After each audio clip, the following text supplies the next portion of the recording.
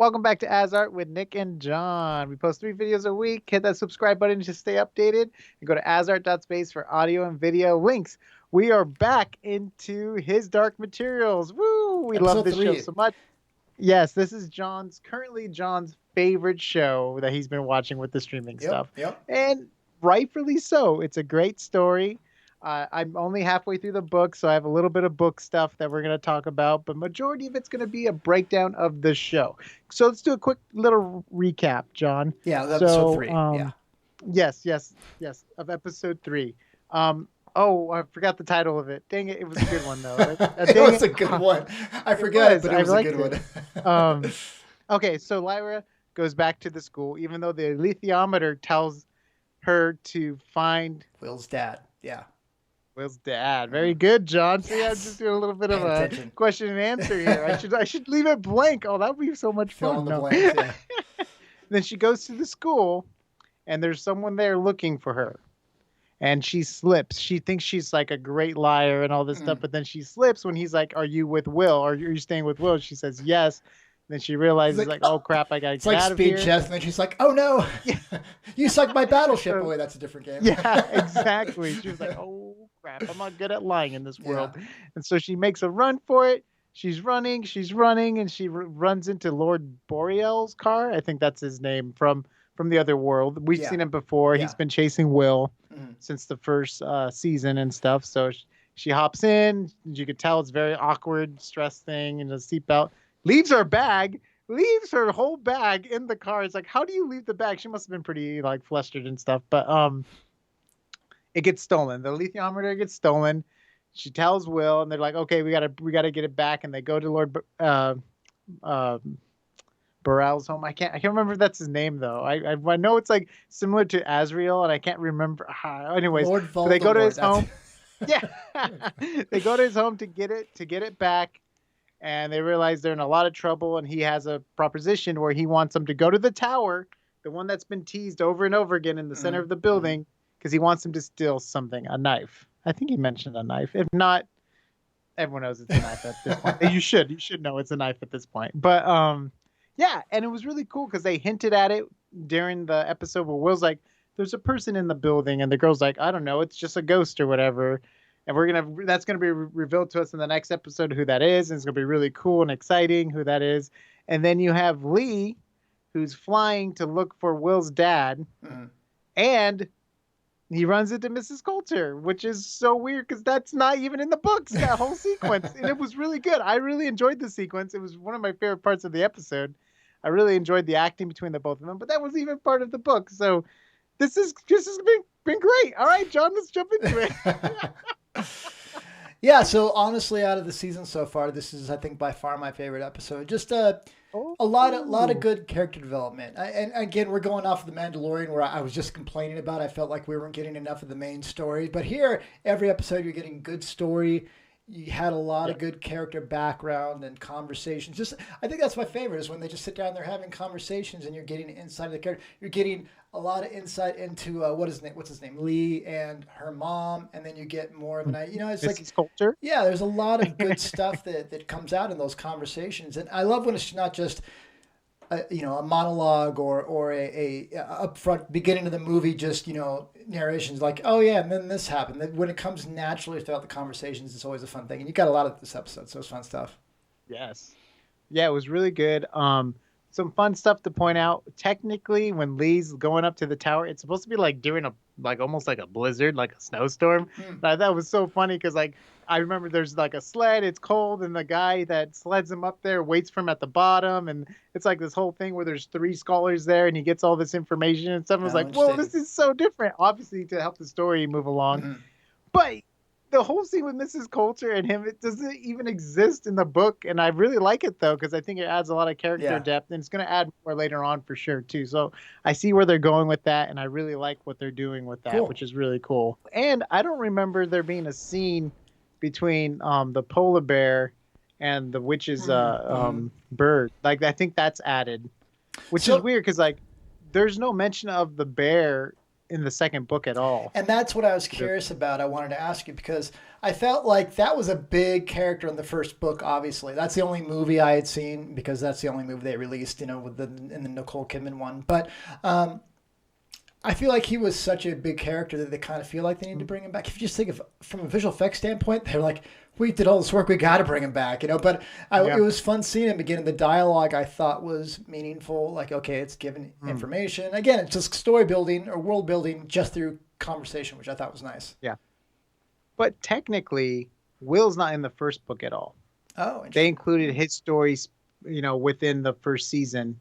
So it made more of a connection when we met him. Because that's interesting. Very heavily, the second book, we find out about Will. So they kind of like laid in the groundwork for us in the first season. Do you think that's better that they put the groundwork in the first season, or do you think it would have been?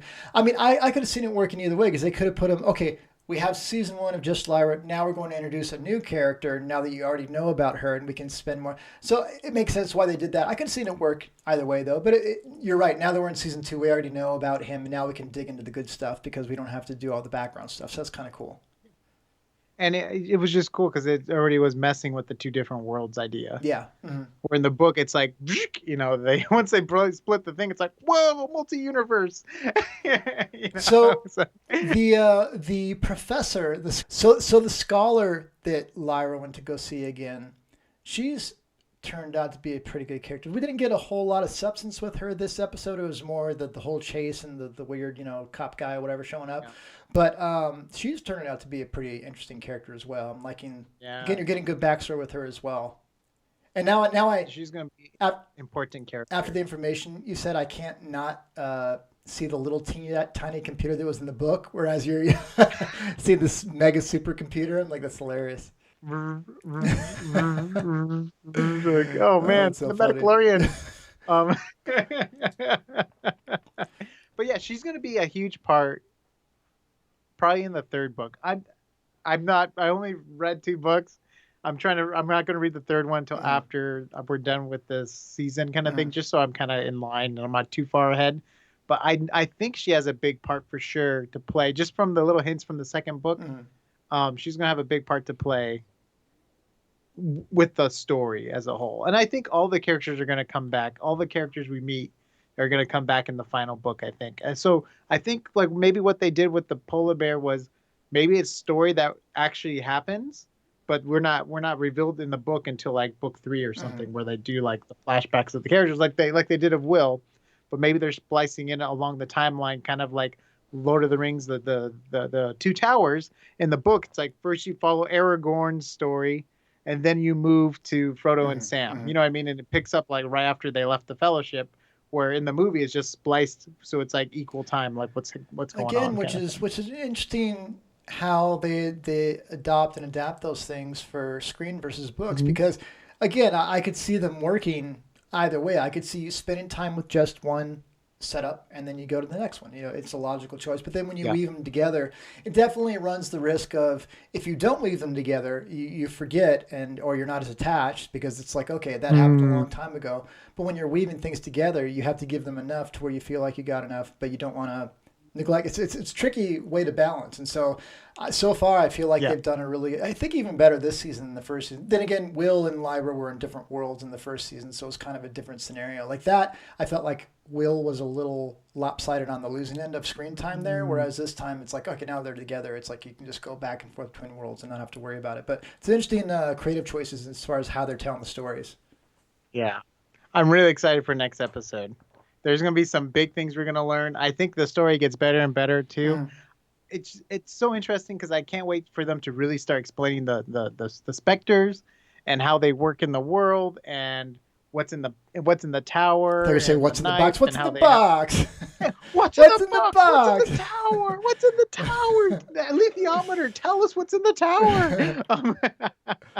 But yeah, and I'm also really excited for the scientist girl, I can't remember her name, but Scala. I'm really excited to see her next Scala. episode too, because she's gonna have a big story arc too cool. coming up. Yeah, I think they're gonna talk about it in the next episode. I if finally not, it'll be stuck the one around after. and saw the preview for the next episode. I'm like, oh, I actually remembered to watch it this time. By accident. So my wife watched this episode with me, and we were talking about it a little bit, and the credits finished. I'm like, oh, there's that thing I always forget to watch. You know, so I got to like, oh, okay. That's so good. I got a little bit of information for Thank you, Kate, for talking to John. Yeah, thank you for talking to John. Making him hold up a little bit so he sees the thing for the next episode. But yeah, really cool stuff. By far my favorite. You could tell kind of episode 1 and 2 were setting the groundwork for what was going to come, and now we're starting to get the payoffs. We're starting to get into it. So I like episode 1 and 2.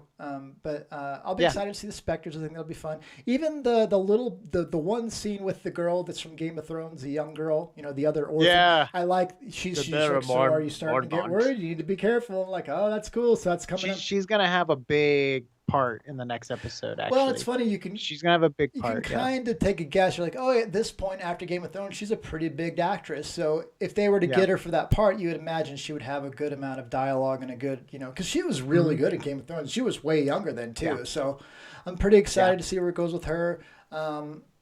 Yeah, I'm really excited. And then really the movie scene. Oh my gosh, them in the theater. So in the book, Lyra's like amazed by the movies. She's just like, I wish my world had movies. And because they have to wait till later at night, they watch like 3 different movies in the theater. And she's just like, that's amazing. And she's like, you know, like so amazed by like the magic of the movies and stuff like that. And it's just like so much fun to like see that in the books. And I wanted them to push a little bit more, but they had important dialogue they went over in the theater, which is fine. And then you saw her kind of like, whoa, what is this kind of thing? Really, you know? I felt it was more like, oh, what is this popcorn? Like she was really excited about the popcorn, not so much the movie, which I thought she was going to make a comment because, you know, they have these CG talking animals and she has a real CG. It's like, why do their demons look so fake? You know, I thought she was going to say something like that. But I thought the popcorn stuff was funny. And then, you know, but you're right. Like the dialogue, again, went a long way in, okay, Will knows she lost her best friend, and you know, so a lot of good dialogue in there as well. It's really just great dialogue in this episode, and really well delivered too, which is fun, you know. So cool. So I'm super stoked for the next episode. Yeah, me too. I'm pretty excited. So you guys, we're going to be doing this every week for season 2, so go ahead and check back. We've been releasing a lot of different content as well. I've been covering The Mandalorian, if that's your thing, and also we've been doing some recent deepfakes in collaboration with Brian Seeger, so go ahead and check that stuff out. We have quite a breadth of content. One coming out Wednesday. Yeah, another one coming out Wednesday. We have quite a breadth of content, so if you're used to just coming in for the episode reviews, check out all the visual effects, breakdowns, and all the other stuff that I mentioned. Check out AsArt.space for the audio and video links, and we'll see you on the next AsArt.